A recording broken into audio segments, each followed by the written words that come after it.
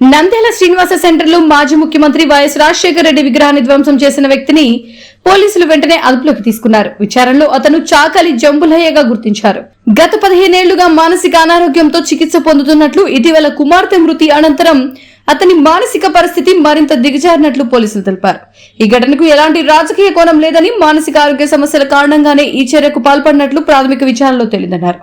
ఘటనపై కేసు నమోదు చేసి దర్యాప్తు కొనసాగిస్తున్నామని, సోషల్ మీడియాలో తప్పుడు ప్రచారాలు చేసి ప్రజలను రెచ్చగొట్టే వారిపై కూడా కఠిన చర్యలు తీసుకుంటామని one town CI Sudhakar Reddy హెచ్చరించారు.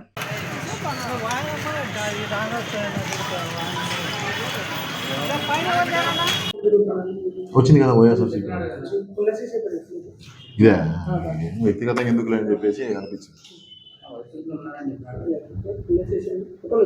ఈరోజు ఉదయము 31/5/2026 తేదీన ఉదయం సుమారు 6:30 గంటలకి నంద్యాల పట్టణంలోని శ్రీనివాస్ సెంటర్లో ఉన్నటువంటి దివంగత ముఖ్యమంత్రి శ్రీ రాజశేఖర రెడ్డి గారి విగ్రహాన్ని ఒక వ్యక్తి పగలగొట్టి తల తీసుకొని పోతున్నాడని చెప్పేసి మాకు 6:45కి 100 కాల్ ద్వారా సమాచారం వచ్చింది. ఆ సమాచారం వచ్చిన వెంటనే మేము 6:50కి 6:50 ఆ వ్యక్తిని అదుపులోకి తీసుకొని స్టేషన్ తీసుకొని రావడం జరిగింది. ఆ వ్యక్తిని విచారించగా అతని పేరు నంద్యాల పట్టణము బయటపేట ఏరియాకి చెందినటువంటి చాకలి జంబులయ్య, వయసు 40 సంవత్సరాలు, తండ్రి లేట్ నాగయ్య అని చెప్పేసి అతనికి తెలిసింది విచారణలో. అతనికి 2 కూతుర్లు 1 కొడుకు సంతానం అని చెప్పేసి, ఇతను దాదాపు ఒక 15 years బ్యాక్ నుండి మానసికంగా అనారోగ్యంతో బాధపడుతున్నాడని, వివిధ హాస్పిటల్స్ లో ట్రీట్మెంట్ తీసుకున్నాడని చెప్పేసి మాకు ప్రాథమికంగా తెలిసింది.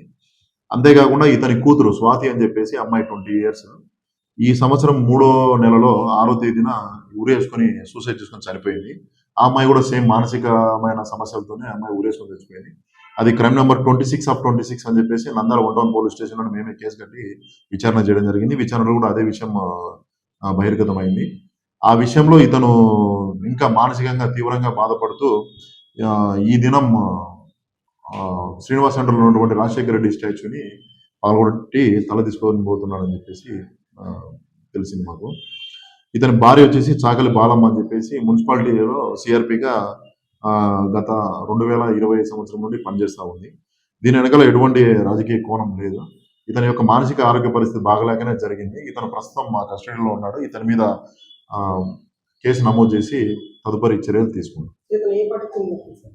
ఇతను మా యొక్క ప్రాథమిక విచారణలో వైఎస్ఆర్సీపీ పార్టీకి చెందినాడని చెప్పేసి తెలిసింది. అది కూడా ఇంకా లోతుగా విచారణ చేస్తాం. దీని వెనకాల ఇంకా ఎవరైనా ఉన్నారా, లేకుంటే వేరే యాంగిల్స్ ఏమైనా ఉన్నాయనేది కూడా విచారణ చేసి తదుపరి అప్డేట్స్ తెలియజేస్తాం. వివిడి న్యూస్ టీవీని తక్షణమే సబ్స్క్రైబ్ చేసుకోండి. నోటిఫికేషన్ కోసం మరిన్ని అప్డేట్స్ కోసం ప్రతి ఒక్క కుటుంబానికి ఉచిత ప్రకటనలు వచ్చే విధంగా మీకోసం మీ ముందుకు వివిడి న్యూస్ టీవీని ఏపీ ఫైబర్ నందు 99వ ఛానల్ మరియు యూట్యూబ్ నందు వీక్షించెదరు.